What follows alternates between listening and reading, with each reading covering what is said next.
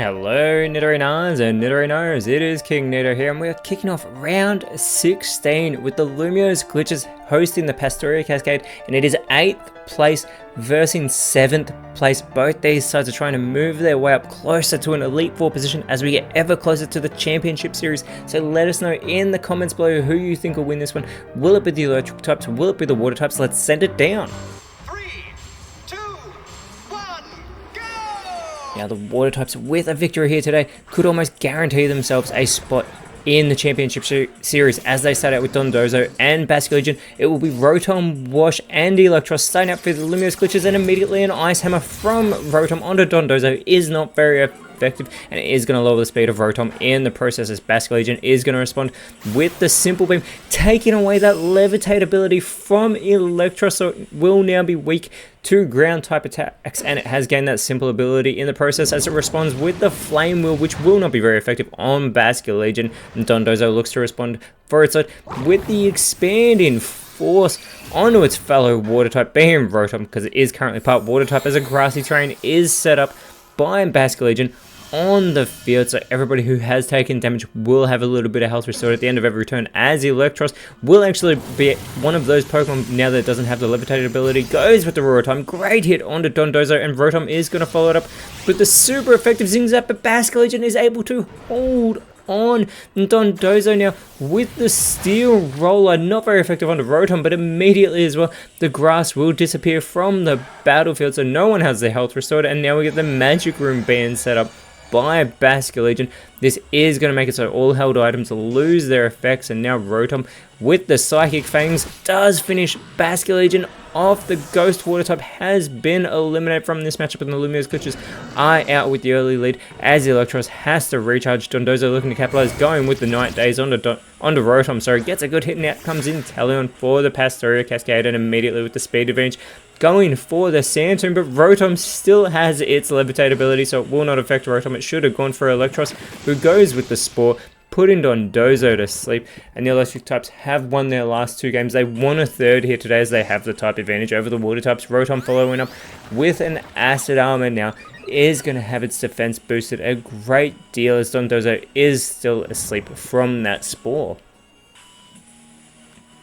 Now Inteleon going with the X-Scissor onto Electros, taking its first damage in the matchup. It is a critical hit, and Rotom going with the Tickle is going to lower those physical stats, both attack and defense, of Dondozo whilst it's still asleep on the field. Electros follows it up now with the Echoed Voice onto Inteleon, gets a good hit in there as Dondozo has already awoken, and it is going to go with the Bug Bite onto Electros. It's not going to do much damage, but it is going to steal its Leopard Berry and proceed to eat it right in front of it, taking its food. How disrespectful. Inteleon is going to follow it up with the Glaive Rush onto Electros, and Electros is eliminated from this matchup. This levels the playing field, which is great for the Pastoria Cascade, trying to get their 10th victory of the season, as the Fake Tears from Rotom is going to lower that special defense of Dondozo, who responds with the Frost Breath onto Rotom. This won't be very effective here, and it is always a critical hit, is that Frost Breath, as out comes Magnezone for the Lumiose Glitches, and Inteleon is going to go with the double hit, but Magnezone is able to avoid that welcoming move and responds with the Aurora Beam onto Inteleon. Not very effective there, but it will lower Inteleon's attack stat,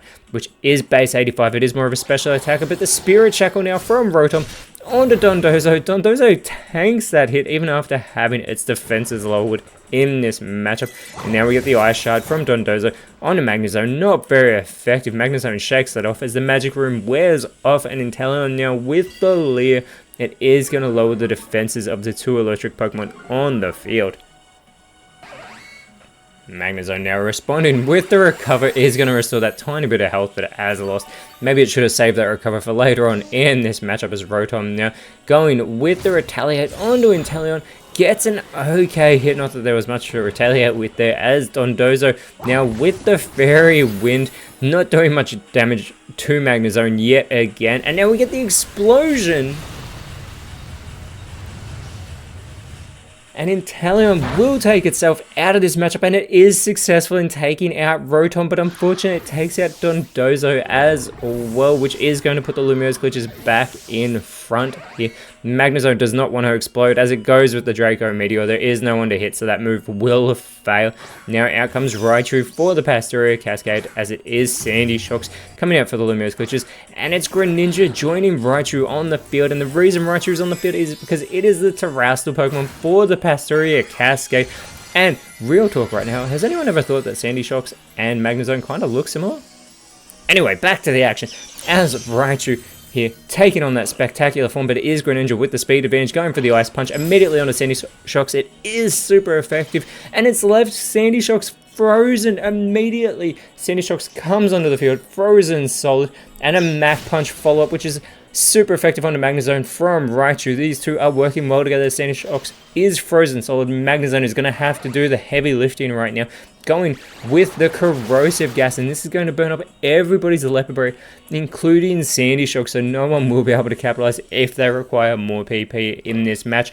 Greninja, though, with the Grass Pledge on a Magnezone, not very effective, but gets a good hit. Magnezone almost gets eliminated with a critical hit, and Raichu looking to follow it up, going with the Guard Swap here, choosing Magnezone to share its defense, share its changes to its defense and special defense. So the Sandy Shocks is still frozen solid. Magnezone looking to capitalize for his side, going with the substitute, but that doesn't have enough health to do so, and Greninja looking for its opportunity, going with the Heat Wave, hits both Sandy Shocks, and it's super effective on Magnezone. Magnezone is eliminated.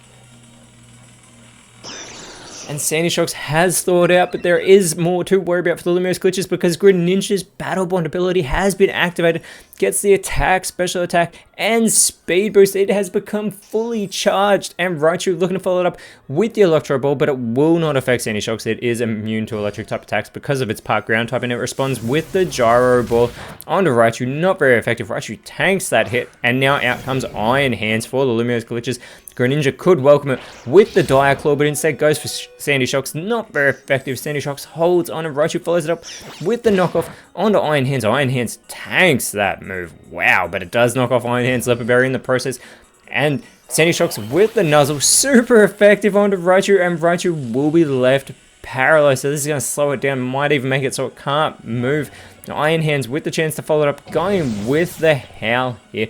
So it is going to boost its own attack, and it has a 140 base attack, also boosting the attack of Sandy Shocks. But now the spin out from Greninja is going to finish Sandy Shocks off, even though it wasn't very effective enough to get the job done. And Greninja does cut into its speed to do so, but I still expect it to be quicker than Iron Hands, who goes with the Swagger, and it is going to leave Alolan Raichu confused, but it does give it a sharp attack boost here. Maybe Raichu is confused because it is not currently an electric type, instead it is against them. Now Raichu needs to shake off this confusion, otherwise it will do damage to itself, and it is unsuccessful, and it eliminates itself in the process. Raichu is taken out of this matchup.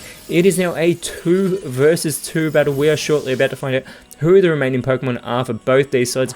It will be Samurott joining Greninja, and it will be Ampharos joining Iron Hands, as Greninja still with the speed advantage, immediately going for the Rock Blast onto Ampharos. This is a multi-hit move, keep in mind. It's got 2 hits. It's got 3.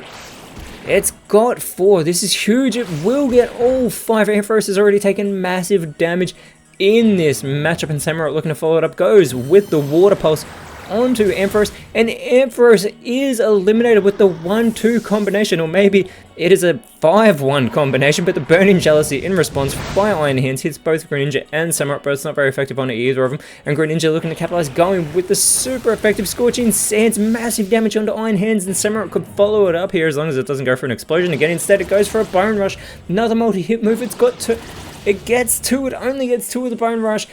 Iron Hands is able to hold on. It needs to go for something big. It goes for the Shelter, which is a terrible play, because even though it is going to boost its defense here, it doesn't have much defense to work with at the moment, and Greninja could capitalize going with the Lunge, and the Pastoria Cascade have gotten a massive victory here today as Iron Hands has been eliminated from this matchup. The Lumiose Glitches did not want to lose here in their home field, and they will be staying in 8th place as next round. They will be taking on the Glisado Nordics, but the Pastoria Cascade have moved up into an Elite Four position. They are now in 4th place, and next round they will be taking on the Striaton Greens. But until then, Nidorinos, thank you so much for watching. Let us know in the comments below who you thought was the best on field, and if you enjoyed what we saw, please leave a like, share, subscribe, but more importantly, always remember, you are awesome, and I'll see you when you see me.